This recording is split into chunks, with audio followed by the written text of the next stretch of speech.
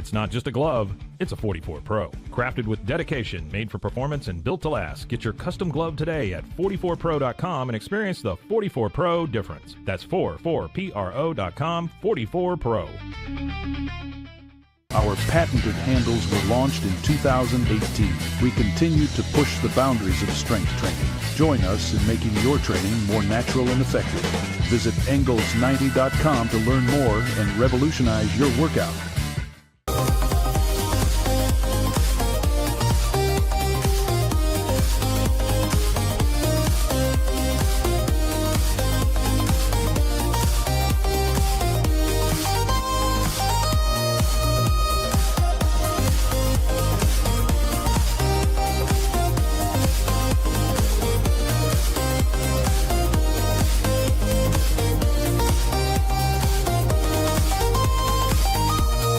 Looking for tickets to the hottest shows, games, and events? Ticket Liquidator is your one-stop shop for great prices, no hassles, and guaranteed tickets. Whether it's sports, theater, or concert, for the best seats at the biggest events, start with Ticket Liquidator today at ticketliquidator.com. Ticket Liquidator.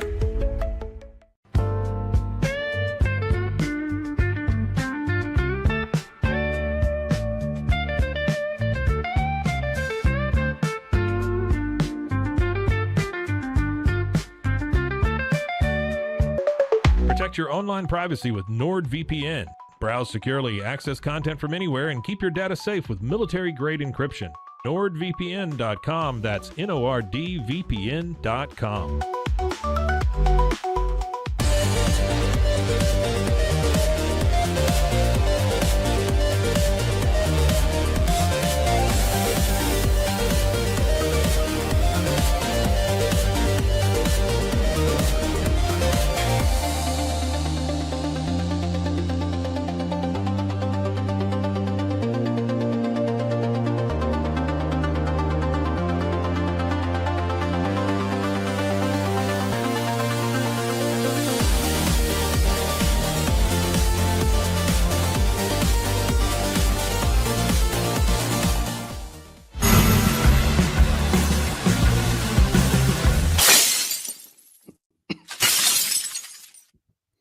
Hello and welcome on in to another edition of The Cam Show, powered by Rogue Media Sports Network. I'm your host, Cam Stuart. That's why it's called that. And we're here live on YouTube every weekday, high noon Eastern time. And then we're available wherever you get your podcasts as well. Fully loaded show for you today. We're going to take a look at this ALDS between the Yankees and the Blue Jays. And not only are we still laughing at the Yankees, even though they've cut the series to 2-1, but really we're looking at how the Red Sox compare to these two teams going into the future. Plus, we will have a full season preview of the Boston Celtics in what is the weirdest season preview we've had to do in a long time. Dan Greenberg, a.k.a. Greenie of Barstool Sports, will join to go over that. And then we will give you 3 things to look forward to in this Bruins season, which doesn't look like there's a lot to look forward to, but I'll give you at least 3 for the Bruins season that starts tonight in Washington. All that and more coming up on The Cam Show. We start where we start. And that is because we're still in October. There is still some high-stakes baseball going on. Now, y'all know the Yankees cut the series to 2-1. Amazing comeback win at the stadium. Aaron Judge gets his big home run. Yada, yada, yada. Okay? I don't want to focus on that part of this. But as I'm watching this Blue Jays-Yankees series, the only thing that comes to my mind is, how are the Red Sox comparing? You know, these are two teams that have obviously gotten further than the Red Sox this year, and they're both in your division. They're both built in similar ways, and you're going to be competing with them over the next 4 or 5 years with this core that you have coming up with this team. You should be in competition with them for the AL East for years to come. And that's why this series fascinates me. You know, it can give you a quick view of where the Red Sox match up. And what I see from this series and from the Boston Red Sox of 2025 is they are completely different from these two teams. And you can look at that in a positive way, and I can also look at it in a negative way too. Let's start with the positive of all this. Last night, 15 runs scored at Yankee Stadium in that game. That equaled the total output from the 3-game wild card series. 15 runs. Just last night, they got to that. And so far this series, it's been nothing but runs. Toronto's outscored the Yankees 29-17, which tells me one thing about where the Red Sox stand. Their pitching staff is in much better shape for the long haul than the Yankees and the Blue Jays. And I get it. The Yankees actually don't have their ace. Garrett Cole, obviously not available this whole year because of Tommy John. But Carlos Rodon struggles in big games, did it again last night. Max Fried has struggled for the majority of his postseason career, including in this series, when he's not facing the Red Sox. That was one of the best postseason games he's ever pitched, if not the best, the one he pitched against the Red Sox last series. Both these teams, the Red Sox and the Yankees, have young impact arms that are going to be on the roster next year. You look at, Peyton Tolley and Connolly Early on the Red Sox side, and the boogeyman, Cam Schlittler, on the Yankee side. And it looked pretty even through that 3-game postseason series, but through the entire 162 of the regular season, the Red Sox were 5th in all of MLB in ERA, while the Yankees were 14th and the Blue Jays were way down in 19th, a team ERA over 4. And neither of those teams are necessarily getting any younger with their pitching staffs. Neither of those teams have an ace that's in his prime like the Red Sox do right now. And the Red Sox are adding to that staff this winter. You add in a Joe Ryan or a Ranger Suarez, even a Dylan Cease to slot in that number 2 spot. Hopefully a bounce back for Cease if that's the case. And you're talking about the Red Sox being comfortably the best staff in the AL East. I mean, I guess they already are when you look at those team ERA numbers. And if not that, then one of the best staffs in all of baseball next year. And they'll have team control over those guys for years to come. The other thing that is glaring, though, in this series is definitely on more of a negative side. I know pitching wins in the playoffs. I get that. And that's still going to be the most important thing. But when you look at the offenses that Toronto and the Yankees have rolled out in this series, the Red Sox are not even close. They're not even close to competing with those teams when it comes to their offense, and specifically the middle of the order. And you want to look past this series as well. The Seattle Mariners, the number 1 seed out west, they have a similar offense. They've got a guy with 60 home runs in the middle of their lineup. The Red Sox have nothing even close to that. They didn't even have a 30 home run hitter this year. Now, these two teams, back again to this Yankee-Toronto series, they're still in the playoffs and duking it out because one team has Aaron Judge and the other has Vlad Guerrero Jr. It's really that simple. Okay? That's what it comes down to. Both teams have good lineups up and down for sure.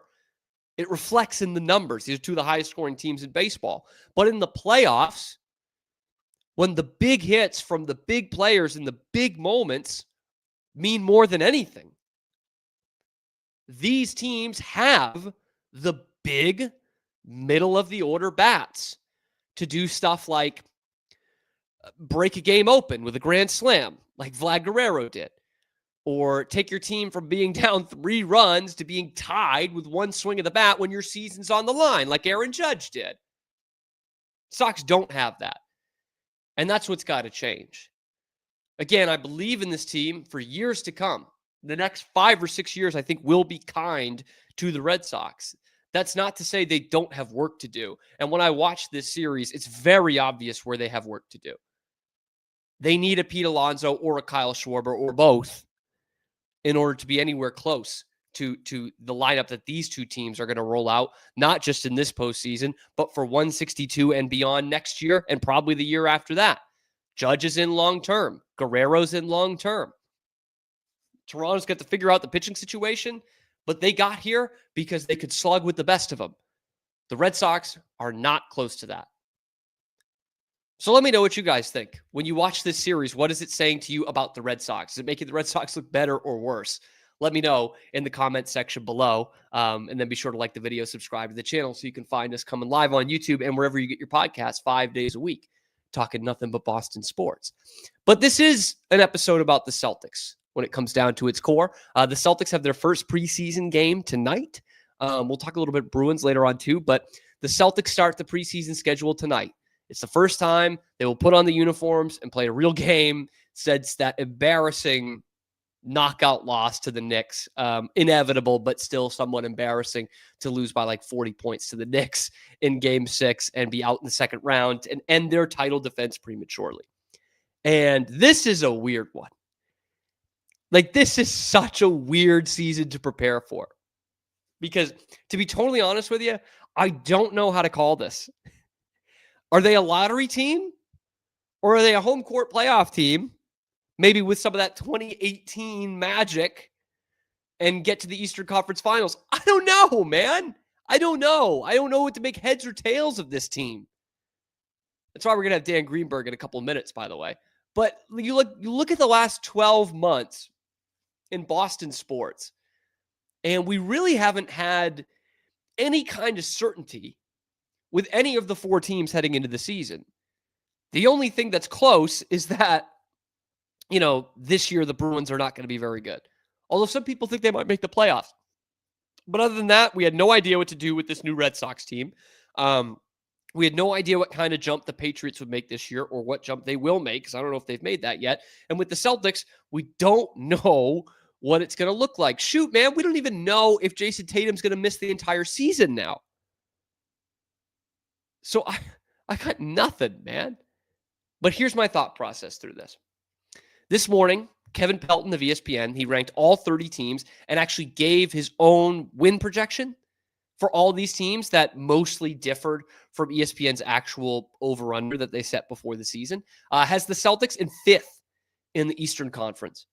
And just on blind taste test, to hear the Celtics 5th in the Eastern Conference with this roster, I'm like, okay, I can see that. Kevin Pelton has given them 45 wins. ESPN's over-under is 40.5. That should tell you the story.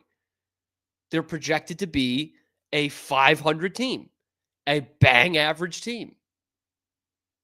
And the write-up that comes under it talks mostly about who's actually going to be on the team rather than who isn't. Obviously, no Jayson Tatum.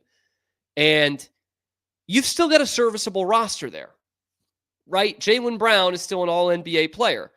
It's led by him and Derek White and Peyton Pritchard. And that's fine in the Eastern Conference in the year 2026. The bad side is you're either having Sam Hauser or Anthony Simons in the lineup starting. Probably Hauser because Simons is such a liability defensively.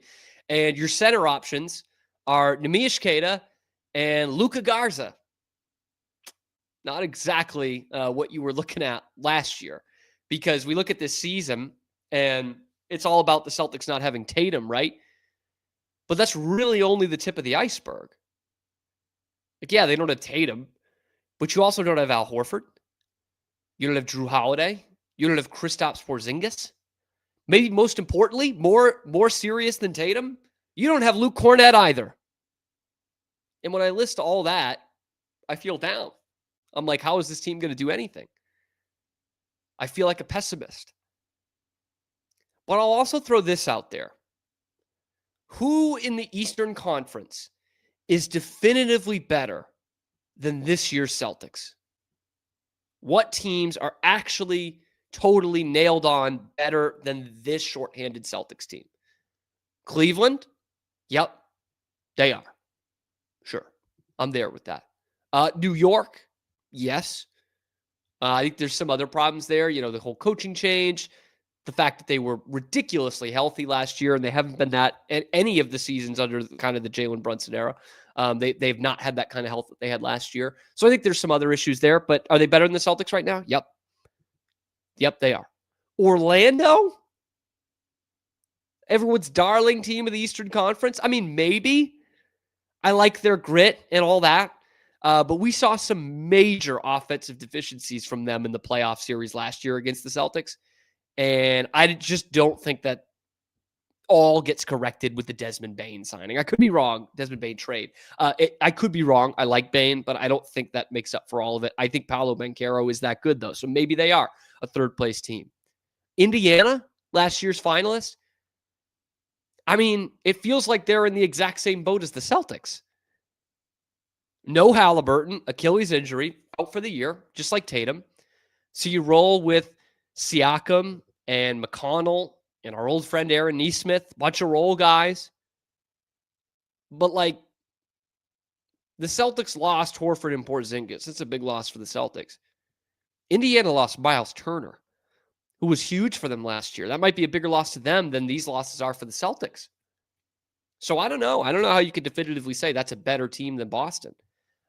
Milwaukee, I think adding Turner to that front court is a big deal because they get better defensively. Obviously, they still need to defend the perimeter. They shot the three-point ball well last year.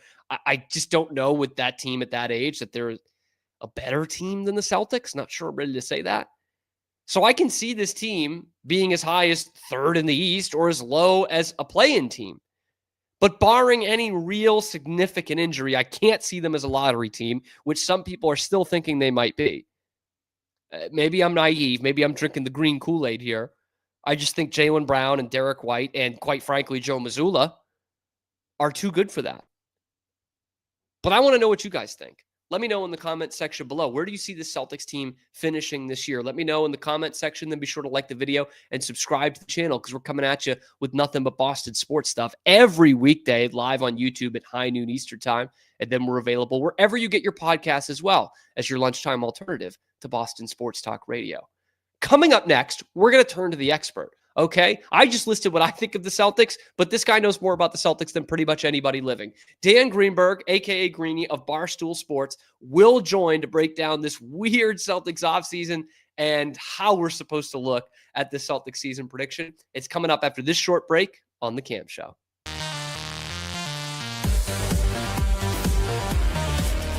Welcome to Kit Bag, the ultimate destination for football fans. Whether you're cheering for Arsenal, Chelsea, Manchester United, or any other top club, for true football passion, think Kit Bag. Visit kitbag.com today. That's KITBAG.com. Kit Bag.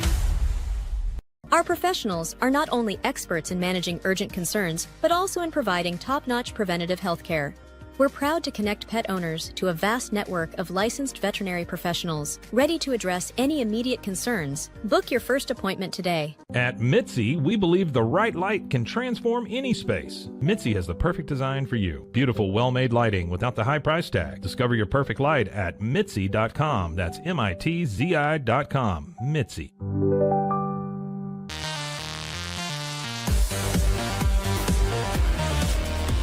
Streamline event and appointment booking with Amelia's sleek, modern, and fully customizable booking forms.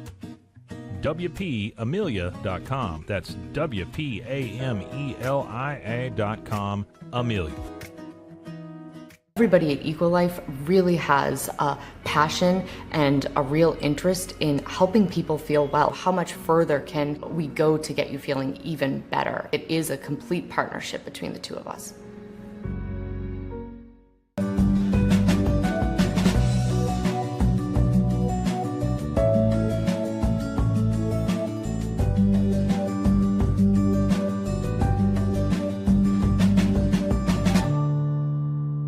At Two Sanes, we understand that maintaining a healthy lifestyle can be challenging, especially in today's fast-paced world. That's why our mission is to make fitness accessible to everyone, anywhere. Visit twosains.com today and start your journey to better health. That's TOUSAINS.com.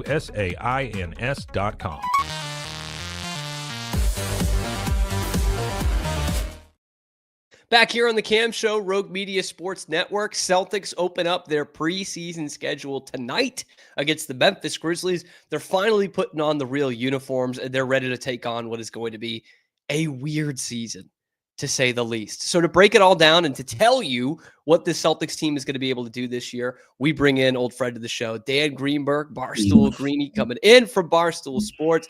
And Dan, we'll start with this. We knew after Tatum goes down in New York, it's going to be a weird offseason. Some might even say a depressing offseason with all that transpired. So how good does it feel that even though it's a preseason game, the Boston Celtics are going to take the floor for a basketball game tonight?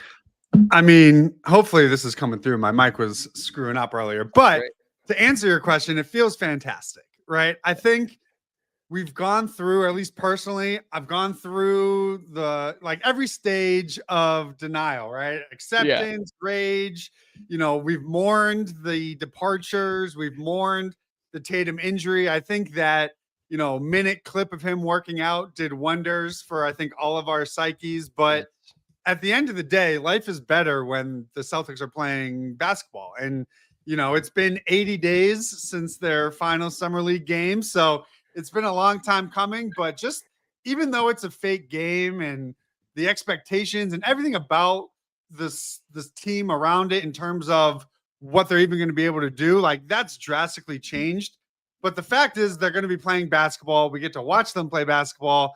And that at the end of the day is like, that's all I need in life. So I could not be more excited, even knowing everything that's happened since May 12th, 2025.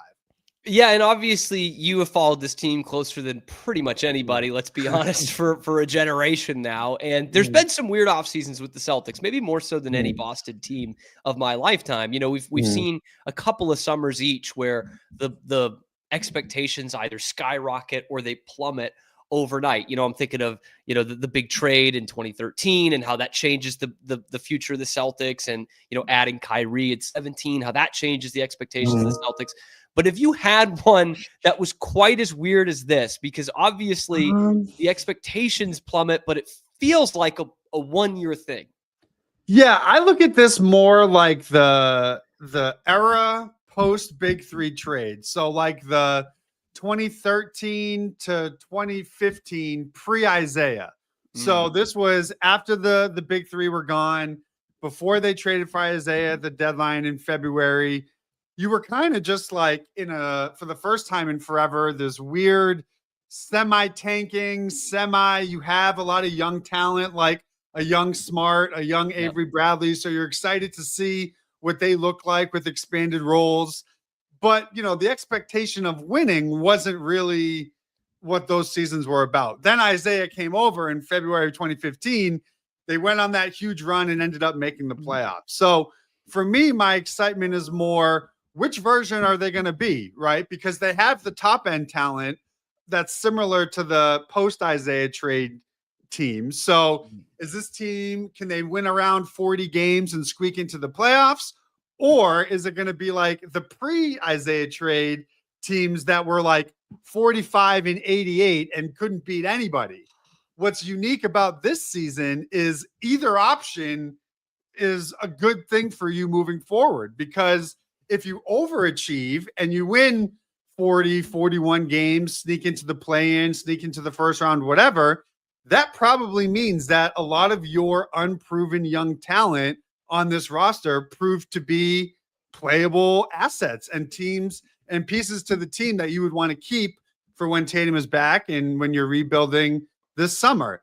If it goes as many think it may, and it's a disaster and you're winning, in the mid 30s and maybe you're on the play-in bubble, that's okay too, because it then arms Brad Stevens with the highest pick he's ever had as GM of this team heading into a huge summer, whether that's going to be a pick to keep or to flip for a, more proven ready now player for the next iteration of the roster. So it's a weird situation where like there's no bad outcome. So it's for the first time in like 10 years, we just have a season that's based off vibes. We'll see who sticks. We'll see who flops. It's a sink or swim season for a lot of the young guys. And it's weird because for 10 years, we've been stressing over every single dribble because of what the expectations were. Now it's kind of like, let's get weird. Let's try new lineups. Let's try new ways, to play. Let's play fast. Let's just try all these things that you couldn't really experiment with when you had, title or bust expectations.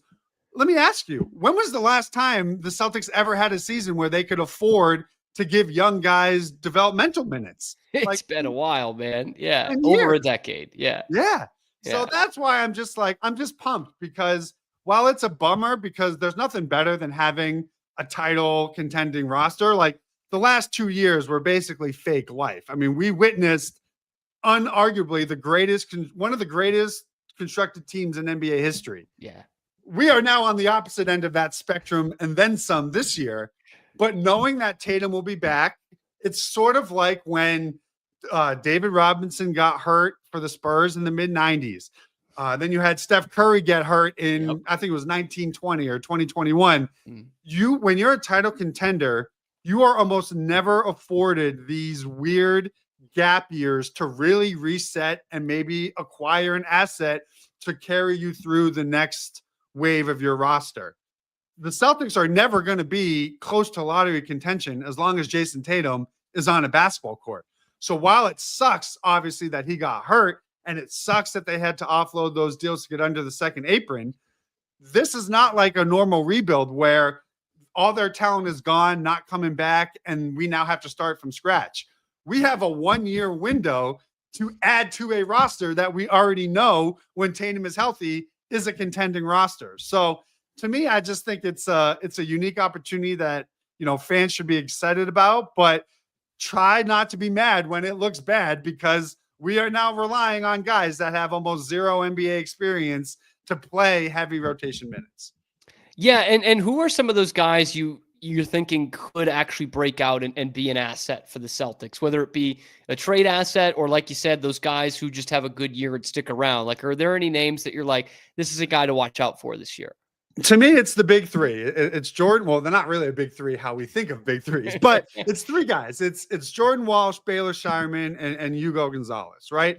Jordan Walsh is sort of in a prove-it deal. He's about to enter restricted free agency. I think he may even be unrestricted because he was a second-round pick. But either way, he's at the end of his rookie deal. So he's always had flashes and the frame and the potential.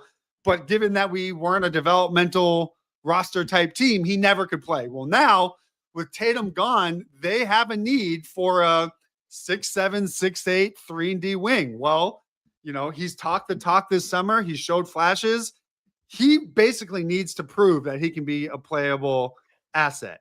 I think based on what we saw from Baylor Shireman last year towards the end of the year, where March basketball can sort of be a little bit fake, he had real moments. And his shooting, I think, needs to be consistent. And I think that's the thing for him. I think a lot of people bill him as the same type of shooter as Sam Hauser, completely different type of player. But given how much shooting this roster has lost, if we're going to play the way we play when Tatum is back, they need reliable spacing. And he, by default, is brought in to be that reliable spacing. I also want to see what he can do defensively, because we know to get on the floor for Joe, you have to play defense. And he was really adamant about that in the Vegas Summer League. So, he's a guy, based on what he showed to the end of last year, can that be real when basketball matters, that is being played outside of like March and April when teams are ready to go on vacation? And then Hugo, I just need him to be the prince that was promised. He is to date the highest draft pick Brad has ever made at 28. Wow. If we talk about point of attack defense, we talk about intensity and just the Marcus Smart effect of diving on loose balls, competing hard as hell. That's what I think he can give you as a rookie. I don't know if his jumper is going to translate. He's only 19. I don't think he'll play, 20 minutes a game right off the bat.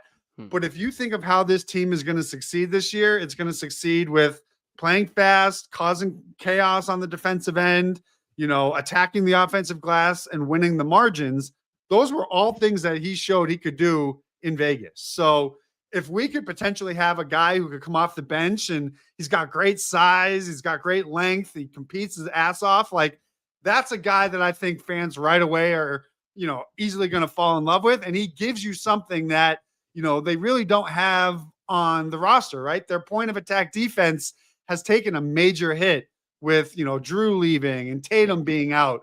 So if he can provide that, I don't know. We've just never seen a pick this high before. So I just want to see, Brad still has to prove that he can draft, and he could only work with, if he's picking in the 40s and in the 30s, those are crapshoots. But, Peyton Pritchard turned out to be a player. I think he was in 26th maybe, or 22nd, right around that range. You can find guys in the late 20s. I want to see if this is going to be Brad's guy that he identifies that late in the draft. And now let's look at the other end of the roster, because obviously Jaylen Brown, for a season at least, he's your face. That's your guy. That's your superstar with Tatum out. And I know right away, as soon as Tatum goes down, before he even gets off the floor, everyone's saying, "Oh, Jaylen Brown, 30 a game next year. He's gonna be dominating everybody. He's gonna have to." Don't know if the numbers are going to be quite like that, especially off a year where all his shooting numbers went down from 23-24 to 24-25. But you look at him being a leader of this team with Peyton Pritchard and Derek White in there, as well as a couple of the other stars. Can Jaylen Brown lead this group to the playoffs? My limitation on their ceiling doesn't really have to do with any of the championship core. So I think guys like Jaylen, Derek, Pritchard, Hauser, they could all have great, awesome seasons, overachieving seasons. For me, the issue is more everything that's going to be around them that's going to limit their ceiling. Like, even if Jaylen comes out and has an all NBA caliber type season, career best, all that stuff, I'm not really sure that alone is going to make up for the deficiencies we see in the front court, the deficiencies we see on the wing, or the fact that they're relying on a handful of unproven young players to play in the rotation who historically, a guy who's never played in the NBA doesn't come right in on a team and just dominate as a second round pick. Like, that's just not realistic. So when I think of what I want to see from the championship core guys, especially Jaylen, it's more, do we see things that can translate for when Tatum is back? That's the only thing I care about. So for Jaylen, I want to see the playmaking develop. I want to see, can he continue to improve based off last year, which was his best playmaking season of his career? Well, now what does it look like when you are truly the focus of the defense, right? It's easy to play make when, all the defense is focused on Tatum and you can drive and, maximize those rotations. Well, what do things look like when you are now the number one name on the scouting report? And I think the progress we saw from him as an interior passer and just his decision-making and processing speed will be good. But this is the challenge, right? He wanted that responsibility for so long. He thinks of himself as that type of player. He's shown, I think the game 5 against the Knicks was like our little preview of what things could look like. So I don't really care more about the wins and losses because that shit isn't important for this season. What I care about is, have you grown? Is your handle tight enough to handle that responsibility finally? Are you ready to, if Tatum comes back, I don't want to put all this pressure on him coming off his Achilles. So that would mean Jaylen has to continue to fill this primary role that we're going to see this year. So for me, it's signs like that. And I would say the same thing like Derek White. Can you now prove to be an on-ball creator and be effective that way, the same way you were as an off-ball creator playing next to Tatum? So whether that leads to wins or not, who the hell knows? But I just think we just need to see those type of signs of consistent development for me to be like, okay, he's filling his role, but I know what's going to happen. They're going to have, lower wins than expected. People are going to say, oh, Jaylen Brown's not the guy, blah, blah, blah, while ignoring the rest of the roster. So I would just advise people, block that stuff out, focus on the progress of individual skill sets, and let's see where we net out. So that said, and obviously you're right. Like, most of this season is going to be looking at sustainability, what these role players are becoming, rather than maybe just the wins or losses. And you said earlier, it's a win-win, right? You're either looking good and there's guys who can stick around, or you're not as good, but you've actually got some better capital than you've had in a long time. So I guess putting all of that together, it might not be a playoff round or a win-loss record, but what would be the best case scenario for you for this year's Celtics? Man, so it's tough because there's so much unknown. I'm allowing my brain, or I'm preventing my brain from even entertaining the thought that Tatum returns this season. I know how he looks, but I'm just thinking, let me just block that out. That's got to be like a risk reward thing too, by the way. Sorry, because I think the same thing. It's like, okay, so if Jayson Tatum comes back March 27th and they're a play-in team, like, is that even what we want then? Like, do we want him rushing back from such a serious injury? Well, so my issue with that is more, it goes back to the bigger picture of the opportunity in which the Celtics find themselves in for this one season. Knowing how expensive their roster is, they're definitely going to be a first apron team moving forward. My guess is, after they have 1 year out of the second apron, who knows? Maybe they dip back into it. When you have an expensive roster, it is imperative that you fill your trio because, Tatum and Brown on supermaxes, White makes 30 something a year. You need to surround that with playable, cheap, young talent. In the NBA, there are two ways you obtain cheap, young, playable talent. Either A, as a free agent minimum signing of a guy who maybe, didn't succeed, like a Josh Minot, right? Like he never really played in Minnesota. Maybe you're betting that here, if he has more opportunity, maybe he can prove to be a rotational bench piece. Awesome. You found one. The other way is to draft it. Well, we know the higher likelihood to find a playable young player is to pick as high as you possibly can in the draft. In the NBA, the only way to get that high pick, you can trade future picks for it, but more often than not, you have to find yourself in the lottery. So when I think of, it's non-negotiable that Brad has to find that type of player. And I think of the two ways that you obtain that player. When I think of what's best for the Celtics big picture long-term, it's probably to either miss the play-in altogether or make the play-in but lose your play-in game and then see if you get a little bit of a lottery luck to finish, I don't know, with pick 8 to 10. Like, I don't think they'll be so bad where we're talking, top 5 pick, top of the lottery, because you're going to have teams that win, 17, 18, 19 games. Mm-hmm. But if you get pick 8, can you package a couple seconds to pick 8 and move up to pick 5? Like now, I just want Brad Stevens to have as many options as possible when it comes to reshaping the roster next summer. Having said that, there's also a case to be made where is there value in making the playoffs, even if you get swept, getting your young players playoff minutes? And this is what goes right back to the 2014, 2015 post-Isaiah trade Celtics. They were at the trade deadline, and it was, should they tank or should they try to make the playoffs? They traded for Isaiah. They finished 40-42, made the playoffs, and got demolished. Yeah. But it got Marcus Smart early playoff reps. It got Avery Bradley early playoff reps as a young player. That stuff was all valuable when you're thinking of building moving forward. But because we're in a situation where the second Tatum comes back, we're back to contending.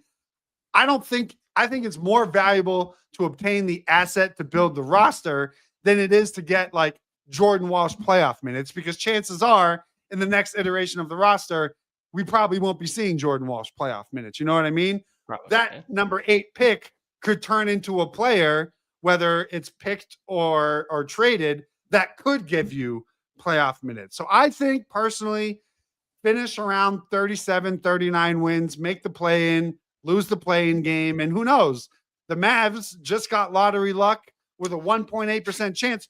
Why can't you get a little lottery luck and finish in the 7 to 8 range? I think that would be unbelievable when it comes to building out the next round of the roster.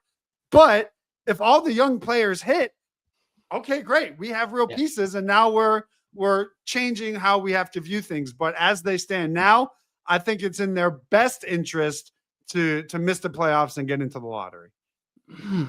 You could use some lottery luck. We don't often get it. We've been screwed. We've had the exact opposite. Yeah. We could use a little bit of that. Looking at Tatum a little bit, because you wrote a great blog the other day. It was actually in reference to Drake May and his game that he had in Buffalo the other night. But you captured that feeling the fan has when the guy who you're hoping is going to be the guy becomes the guy. Becomes the guy, yep. So my question to you is, when did you have that moment with Tatum? Man, I mean, the easy answer is to say the second he touched the floor. But I think the real answer is the dunk on LeBron. Yes. Because we had the whole season of, he had a great rookie year. He led all the rookies in playoffs, or he led the whole roster in playoff scoring as a rookie. I'm pretty sure, if I remember correctly, that run. So you kind of had a feeling, but the balls to try to dunk on LeBron, and then the chest bump and scream after is like, okay, we have a guy. And then it was only cemented moving forward. But it was like the whole year, you kind of knew right away that maybe something was brewing. But for me personally, it was that play that was like, oh my God, we have one. Like everything we saw during the year is now validated. I'm a firm believer. And if Jayson Tatum was passed the ball in that game 7 down the stretch instead of Terry Rozier taking every single shot, they probably would have made the finals. So that's like a whole different discussion. But for me, it was that poster and just the confidence and the fact that he had the gall to chest bump LeBron James of all people. It's like, all right, this guy is maybe wired a little bit different. Like that was like, he's wired like Larry Bird, where he's just going to just go up against the best and not be afraid. And as it turns out, in all these 8-9 years later, after every single game, we see the Celtics tweet out, oh, Jayson Tatum has done something. The first thing since Larry Bird. It's just like, he really proved out to be what we hoped for after that play. And he was actually 19. Right. Which we've heard for the last 7 years here, but he was actually 19. I swear that was one of those moments that happens pretty rarely in sports where you just actually, even as an adult, have to be like, did that actually happen? Like it felt like a dream. Like a 19-year-old kid does not chest bump LeBron after he dunks on him in a game 7. Like that just doesn't happen. Right. I've got to end it's like it's the same way. I'm sure you've seen it, but the clip of the Drake May throw to Diggs on the sideline, that's the moment where you're like, okay, we have a guy. Like, it feels like you're in a video game. Yeah, right. So like that is the football equivalent of the LeBron dunk. Is like you see that one play. It's like normal people don't make that type of play. So that's what inspired it. Is like that one throw is basically, and then same thing with Roman Anthony. Like you just know it was instant impact when he came, got called up from Worcester. So, same sort of idea. Like that stuff's just different, man. It's just different. I got to end with this though. All the weird stuff that happened in this Celtics offseason. I want to look at something positive here. Mm-hmm. What is your favorite moment of the George Niang era in Boston? Man, so many to choose from, Dan. It's tough. I would say, what did he say? He was on a podcast and he said, I don't know if he was talking about, I think it was Porzingis. He said something like, because he got a lot of initial pushback and blowback from fans, obviously, for whatever reason. He said something like, I could understand that you were going from like a unicorn to a minivan. And I was like, all right, that's pretty funny. He's pretty self-aware about it. Yeah. It reminded me of like when Melo was an Atlanta Hawk for like 15 seconds and we never saw him play. They just like produced the jersey and then he got, I don't know if he got traded or he retired or whatever it was, but it was a short-lived era. But I think that quote, just for the self-awareness of, he's like, I'm kind of like a pudgy, I'm the minivan. It's a little different, step down based off what they were coming from. So I can always appreciate some, self-depreciation and being, a fun sport about it. Yeah, you got to feel for the guy. I know he's had his run-ins with the Celtics before, but to not actually get to play for your hometown team after playing for a month. Tough. And the winningest NBA player of this decade, I believe. Is he? Because of all like his time on the Cavs. It's all just added together. He had I think last year he had 3 more wins than Tatum or something. Okay. For the 2020s. It's wild. But anyway.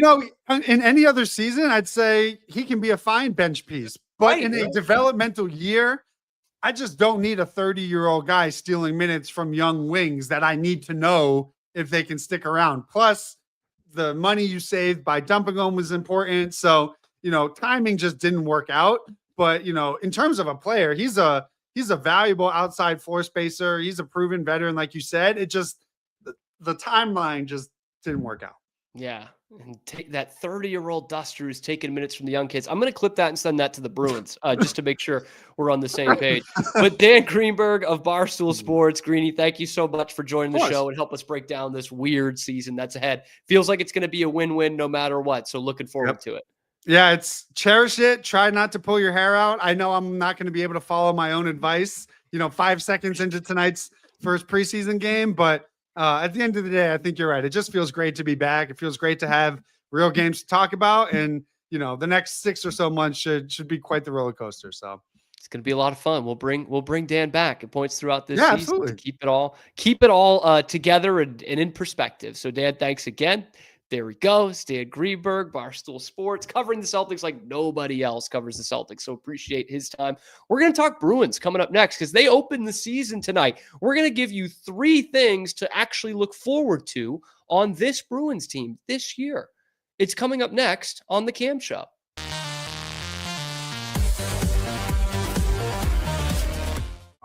Circulon C1 Series Clad with Scratch Defense Non-Stick. Maximize cooking, minimize cleaning. Discover the unmatched durability and elegance scratch-free, worry-free, forever. Nice protective solutions with cutting-edge, customizable covers, tarps, and curtains. We deliver premier protection at affordable prices and express shipping. Visit coversandall.com today for the perfect fit, guaranteed to last. Send money abroad in just a few steps with Remitly. Sign up with your email, enter an amount, choose how your loved ones receive the money, enter your recipient's information, select a payment method, hit send, and relax. Download the Remitly app today. Your season, your shot. The NFL season is rolling, and every touchdown can bring you closer to a payout with DraftKings Sportsbook, an official sports betting partner of the NFL.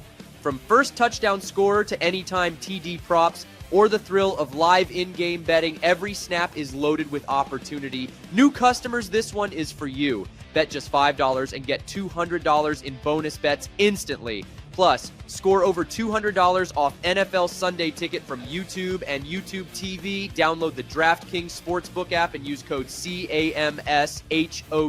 That's code CAMSHOW to get $200 in bonus bets instantly when you place your first $5 bet.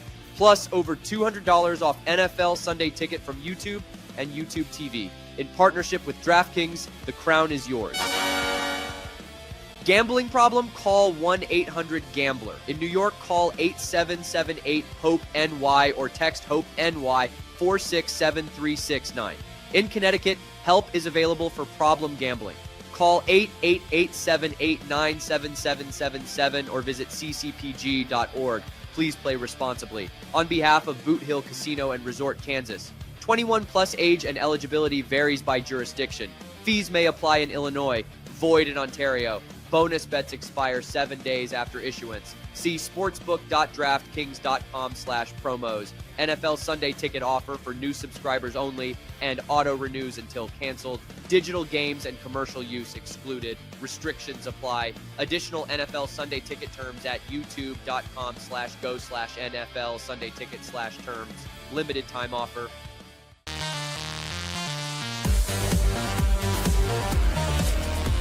Experience the future of secure private cloud storage with Internix. Protect your files with end-to-end encryption, ensuring your data stays private and accessible only to you. That's INTERNXT.com today.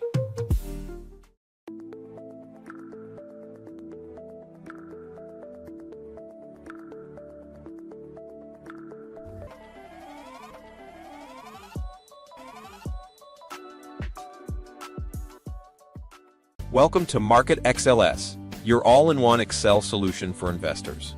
Designed as an enterprise-grade platform, Market XLS caters to investment managers, secure and efficient investment management and research. Book your free demo. What if you could clean clean? With bio-based formulas and deep cleaning enzymes. No dyes, phthalates, or mystery ingredients. Just powerful pods for your dishes and laundry. Now you can, with drops made clean, made to clean.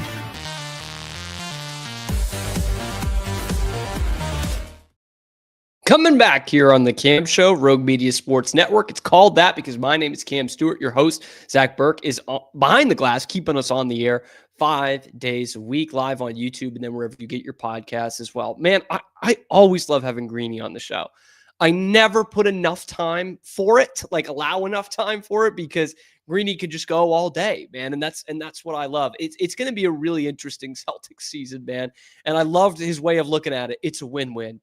Because look, guys, like I know what I did.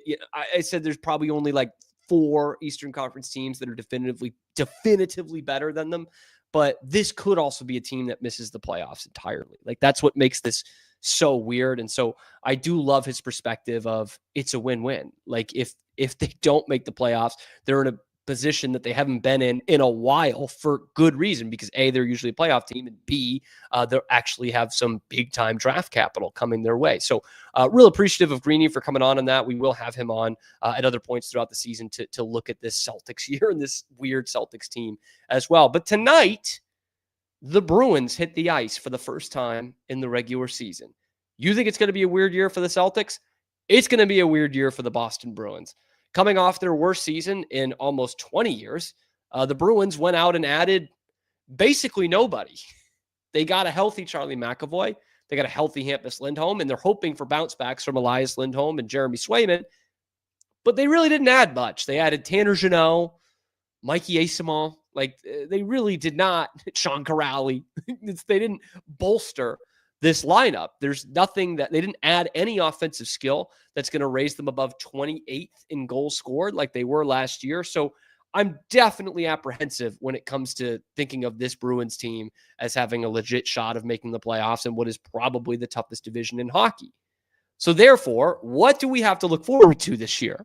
Okay. What can Bruins fans actually say, man, I can't wait to see that this season? Well, I've got 3 definitive things for you that Bruins fans will have fun looking forward to this season. And I'm not counting these one-off things. I'm not doing the outdoor game, which will be fun. I'm not going to go New Jerseys or number retiring ceremonies, but like things that are tangible that you're going to be able to see throughout the season. And the first one for me might be a little bit of cheating here, but the first thing that Bruins fans can look forward to is seeing more of the kids play, which probably not as much as some Bruins fans would like. You know, you're not going to see Patra at the beginning of the season. You're not going to see Lysell, but you will see Fraser Minten. You will see obviously more of Mason Lowry, just like you did all of last year. But really what I'm referring to here is one thing you can look forward to as a Bruins fan, and specifically those in Boston. One of the big things you can look forward to is watching James Higgins play every weekend. Okay, this is the highest draft pick you've had in 15 years. He plays right in your backyard. He plays with a ton of other Bruins prospects at Boston College. Look, I'm no BC Eagles hockey fan. Lord knows.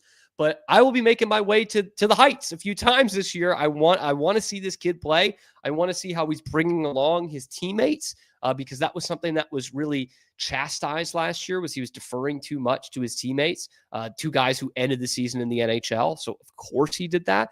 So what is he doing now? Bringing young guys along on that first line for BC. And of course you can see all the other Bruins prospects playing for them too. You know, Will Moore and Yelvik and Letourneau and all these guys. So looking at James Higgins, looking at Fraser Minten, we're going to see more of a dress rehearsal, obviously one in the NCAA and one in the NHL, than we have seen for a young Bruins player in a while here. So that's something that really excites me. Number 2, the number 2 thing you can look forward to as a Bruins fan this season might just be a trade for Marty Necas. Yeah, point a game, Marty Necas. This was a name that was thrown around last year. He's obviously traded in the Rantanen deal. Didn't know if he was going to get dealt here in the summer. He's still with Colorado, scored a couple of goals in the opener last night. And Evan Marinovsky, who covers the Bruins for CLNS Media, says that's a real possibility, and it would really fire up Bruins fans. Pasternak's in his prime. McAvoy's in his prime. Swayman's entering his prime. Those guys are going to want to win. And if they, what I anticipate is going to be another season this year, you can't let those build on each other. So you can trade off spare parts like Peek and Arvidsson, but you still need to add for the future. And Necas does that. Necas gives the Bruins a jolt, not just obviously on the ice, but also off of it. Fans a jolt in terms of, hey, now they've got this guy. They've got another piece to the puzzle up front offensively. They can build along with him. They got James Higgins coming down the pipeline. And for 26-27, for next season, it's even more exciting. It's something to build off of. And it probably makes them a playoff team if he gets in there for 26-27. This actually fascinates me because Necas is obviously last year, he really broke out. He had already had a 70-point season, gets 83 points last season from both Carolina and Colorado as he goes in that Mikko Rantanen trade. But it's a really interesting one in that he's going to be a UFA this year. So there's all the chance in the world that he's moved at the trade deadline or right before the Olympic break, maybe to look at it for this year specifically, which, by the way, maybe the Olympics are the thing I'm most looking forward to in this Bruins season. But Marty Necas is the kind of player the Bruins do not have. They have one of the top 5 players, offensive players in the entire NHL, in David Pastrnak. And then they've got a lot of, let's be honest, spare parts. Yeah, I'm even including Morgan Geekie in that. I'm including Pavel Zacha and Elias Lindholm in that. Guys we like for different reasons, but they don't have a Marty Necas who can be a legit vice president to David Pastrnak, so to speak. This guy can play at center. He can play on the wing. He scores. He's a 25-goal guy, at least 20-goal guy all of his career. And we're sitting here wondering when are the Bruins going to get a 20-goal guy? He's part of this major 2026 free agent class. So it might be somewhere where the Avs don't feel like they're going to be able to extend him, much like they did with Rantanen. They trade him. They don't have much of a leg to stand on. So the Bruins, who don't have a ton of capital outside of having first and second round picks for each of the next couple of years, can be able to part with someone someone like a Matthew Patra and one of those picks and be able to bring in a Marty Necas in here and extend him rather than testing the waters of trying to get one of these external guys as a UFA. I love Marty Necas, man. I would take that in a second. As long as you're not trading David Pastrnak or Charlie McAvoy, like, I'm there for it. Scored 2 goals in the opener last night, by the way. He's tied for the league in goals in the NHL through one night. Marty Necas, Taro Teravainen, and Justin Brazeau. Bruins great, just like we all had it. But like I said, had a 70-point season, had an 83-point season last year. Point-a-game guy, has gone over 24 goals 3 straight years. Absolutely a guy could use. I would love it if Evan Marinofsky is right here and the Bruins trade for Marty Necas. So that's the second big thing to look forward to. The third one, which is more meta, the third thing that you can look forward to is this. We are still watching David Pastrnak in his prime. For me, that is worth the price of admission this year. Well, maybe I should rethink that. Those Bruins tickets are insanely expensive. But I mean, just that is worth the price of admission in terms of dedicating my time to this Bruins team. Because growing up, they always had great teams for me. I was spoiled. I'm not going to say I wasn't. The one thing they didn't have, though, was like one of those elite offensive talents, right? They had Bergeron and Krejci and Chara and Rask and Thomas on the back end, and those were great. But they didn't have like a real elite point-a-game guy. They never had that. David Pastrnak is that and then some. He's a 100-point guy. That just hasn't happened for the Bruins in a long time. It really hasn't been since Cam Neely. I mean, you almost got it with Joe Thornton, that you had a legit point-a-game, really creative offensive player. And obviously we've had that for a couple of years with Pastrnak here. But let's not take that for granted, is what I'm trying to say. Like, the rest of the supporting cast sucks, but it's not like this all the time when you get to watch a guy like that. You can't control what Don Sweeney is doing. You can't control how the Jacobs want to spend money. You can't control the fact that clearly Cam Neely and Don Sweeney don't have the right outlook on this team versus how the rest of the league is looking on their contending teams. But you can control that you can watch David Pastrnak while he's still here. Because that's the other thing, man. If they suck again this year, if they're even worse than last year, David Pastrnak might not be here that much longer. All of a sudden, with the Kaprizov deal, he's one of the best value contracts in the league at $11 million, $11.25 million, whatever it is. But he might not be here 2-3 years down the line here if the Bruins continue to go in this direction. So that's the thing that I'm looking forward to this year. Get another 88 jersey on one of those new, beautiful looking sweaters. And let's watch David Pastrnak cook, shall we? It all starts tonight in Washington. I can't wait. Make no mistake about it. I am ready to get hurt again. We will talk more about this game tomorrow. Look at the home opener. We will have a new guest on tomorrow to preview the Bruins home opener and what to expect from them this season. That is all coming up live at high noon Eastern time, live on YouTube and wherever you get your podcasts as well. So please do me a favor, like the video, subscribe to the channel. We're coming at you live every weekday, again, noon Eastern time, and then wherever you get your podcasts as well as your lunchtime alternative to Boston Sports Talk Radio. Also, go check out the Garden Level podcast. It's myself and Dan Conlon, strictly Bruins. We just did our season preview there, sending out some segments this week. So go ahead and follow that channel as well. And we will see you tomorrow on another edition of a little ditty that we like to call The Cam Show.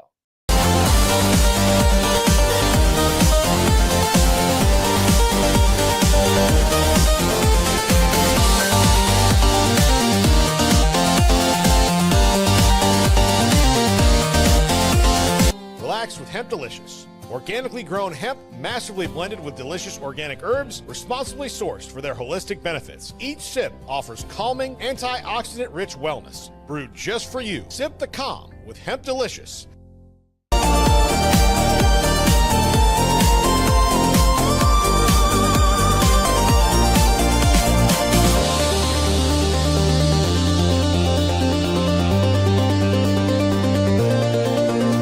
At Open Goal USA, we're revolutionizing training for both soccer and lacrosse with our innovative portable rebounders. Perfect for players of all ages and skill levels. Visit OpenGOAAALUSA.com and elevate your training today.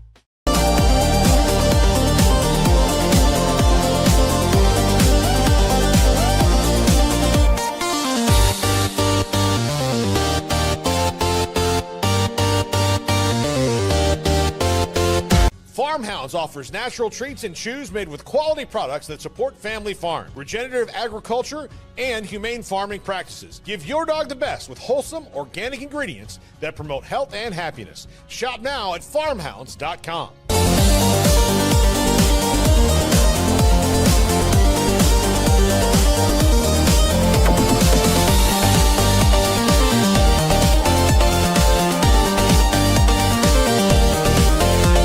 Get paid faster with Bill, the easiest way to send, receive, and manage your payments. No more delays, no more hassle. Whether you're a freelancer or a business, Bill makes payments seamless and secure, simple, fast, and reliable. Sign up today at Bill.com.